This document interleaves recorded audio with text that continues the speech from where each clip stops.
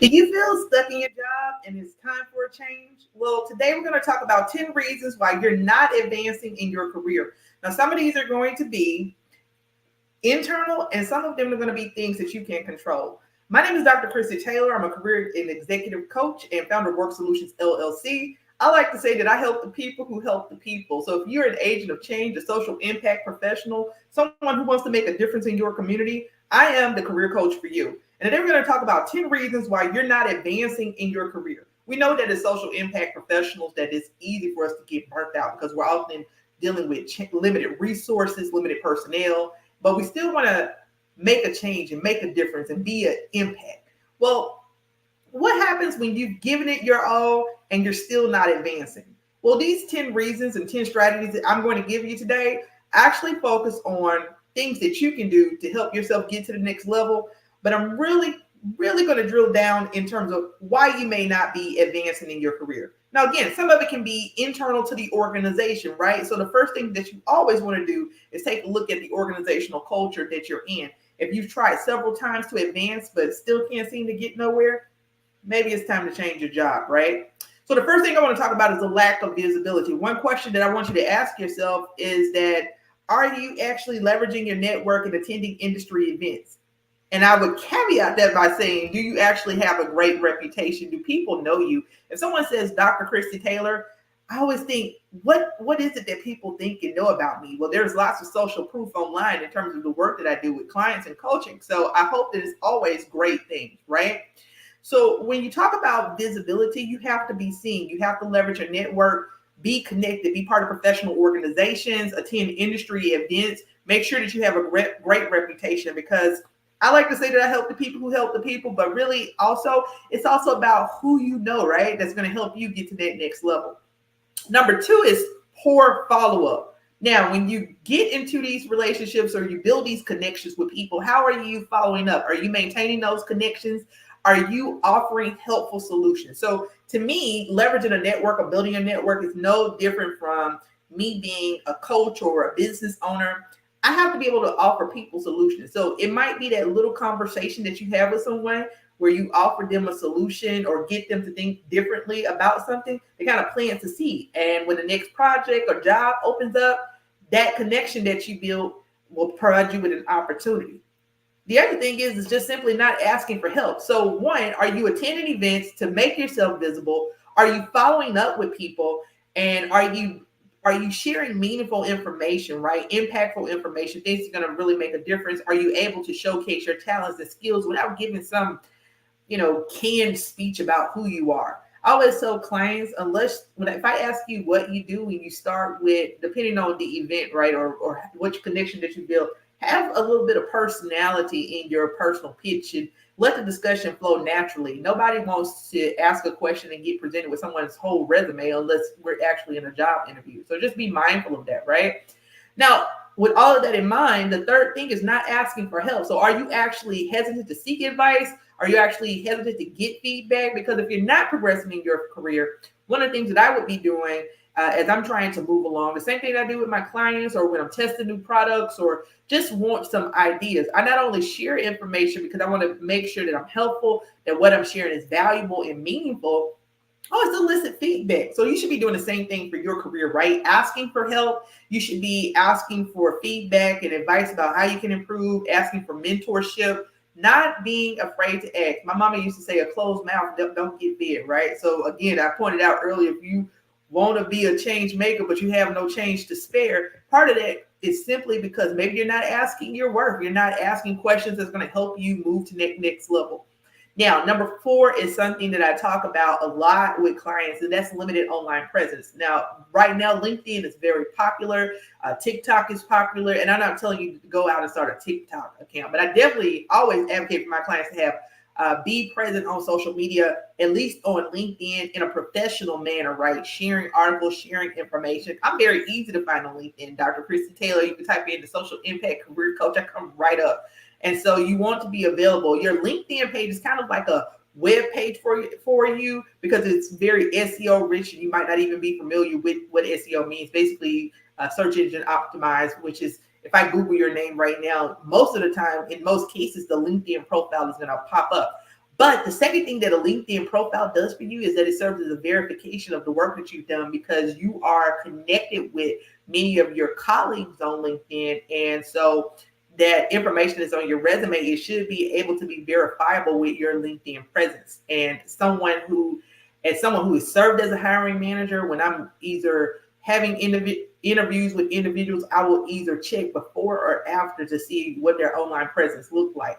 Now, it's one thing to have an optimized LinkedIn or online presence, but also you got to make sure that that's professional, right? That all of your social interactions, including Facebook, are professional. So I don't recommend, doing unprofessional things on social media, because it can't come back to hunt you.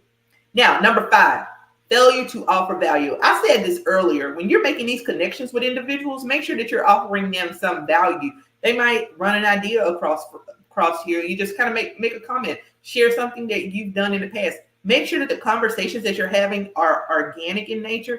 Because again, if I'm, seeking to connect with you, and we practice so much this whole perfect picture, tell me something about yourself, that's great. But what about your personality? Be able to share things about you that kind of helps the conversation flows naturally. And then when you're in conversation and they may be mentioning a problem that they're having, maybe you can offer some suggestions or share something that you've done in the past, because that always has worked for just kind of letting people know, here are the experiences that I have. And again, that comes based on the reputation. That helps to build your reputation, because you offer someone who is in a pinch, you offered them some great advice that they were able to take and see some results with. So when you talk about having mentors or sponsors or people that are going to champion you in the room, it's always that person that said, I remember when I said I had this problem and Kristy stepped in to help, or, just remembering those little things that you've done along the way. That doesn't mean that you have to overdo it, right? Because nobody wants to work for free. But it's okay to kind of just give advice conversation-wise and share experiences. Now, and that's what I mean by offering value. When we talk about number 6, it's the inconsistency. One thing about building a network and efforts is if you have to network sporadically. So when we talk about the 10 reasons, should you leave your job, or things to consider why you're not advancing in your career, most of the points I'm giving you right now are just things that you could be doing to advance your career, because you can't always control the internal environment that you work in, right? So I've had clients who tried to go up for promotions several times. They get turned down. They've asked for feedback. Maybe they've not been given feedback, or they've been given feedback. They continue to adjust and try to do better, but they're still not making progress. That's what you can consider. Like, okay, if I'm not going to get to where I want to go in this organization, I have to set myself up to be able to leave and make a transition. And part of that is making sure that I have a strong network and a great reputation in place. So be consistent about your networking efforts and the reputation that you're building for yourself. And then also remember, mindset is everything. When I started this business, I was both a career and a mindset coach, and I still very much am a mindset coach, even though I'm using, everyday language like career and executive coach or social impact coaching. Look, rejection happens. If you have a fear of rejection, get over it, right? Build a bridge and get over it, because people say no all the time. But the only way that you're going to know if somebody's going to say no to you is just by simply asking the question. So if you're afraid to reach out to your contacts, to make those connections, you got to kind of build a bridge and get over that, because that's the only way that you're going to get to the next level in your career. I've already mentioned number 8 several times throughout this video, which is basically leverage your connections. Don't forget to tap into your current network. You've worked hard to build that network. People are going to know you by your reputation. So it goes back to number 7, just not being afraid to ask, hey, I'm on the lookout for a job. I'm on the lookout for my next career strategy. Make sure that when you're doing that, though, you're doing this within the parameters of the job that you already work, in terms of, are you following their rules and guidelines? But that's why it's so important as you go out and build a network, that you're making sure people know you by reputation and professional, because sometimes people will just come to you with opportunities because they know who you are, right? Number 9 and 10 is one of the reasons why you're not progressing, which is what I find most common, is that even though you have this heart and passion for helping people and connecting with others and being a change maker, all of that, all of those words sound good and great, right? But did you actually sit down and plan your career goals. Are you sure what you want to do next? And are you sure how you want to leverage these connections that you build, this network that you build? So one of the things I encourage you to do is not only to build a network, but to be clear about what your plans are. It's okay to plan for your future. It is okay that even though you are a change maker, even though you're somebody who wants to make a difference in your community, you can do all that, but you can still have a 1 year goal, 3-month goal, 6-month goal, 1 year goal. What is it that you want to do? Because again, we work in this industry where the resources are limited, personnel are often limited. You're doing multiple projects. You're managing multiple, you have multiple irons in the fire at once. And so it's easy to get burnt out. You are building this valuable skill set and you need to plan for your career. And the last thing is, again, when you're leveraging that network, don't forget to follow up. There's nothing, hey, if I give somebody some great advice, I'm always going to follow up to say, hey, did it work for you? Or if I share my experiences, I'm going to just follow up and check in with them. Because again, not only did you offer that advice to build that connection, you followed up to kind of see that shows your ability to follow through. So again, top 10 reasons why you're not advancing in your career: because visibility, poor follow-up, not asking for help, your limited online presence, failure to offer value. But again, that does not mean that you need to put together a 20-page PowerPoint slide for somebody, without being paid for that. Your inconsistent efforts and just your fear of rejection. Focus on leveraging the relationships that you have with other people and develop some clear career goals. It's kind of like that thing where people say, well, it's being rich is not the goal. Why not? Right? Why not being wealthy? Why should there not be a goal for you just because you are a person who wants to give back and are humble? But we know that we come into this type of work, we're not going to be rich. But that's beside the point.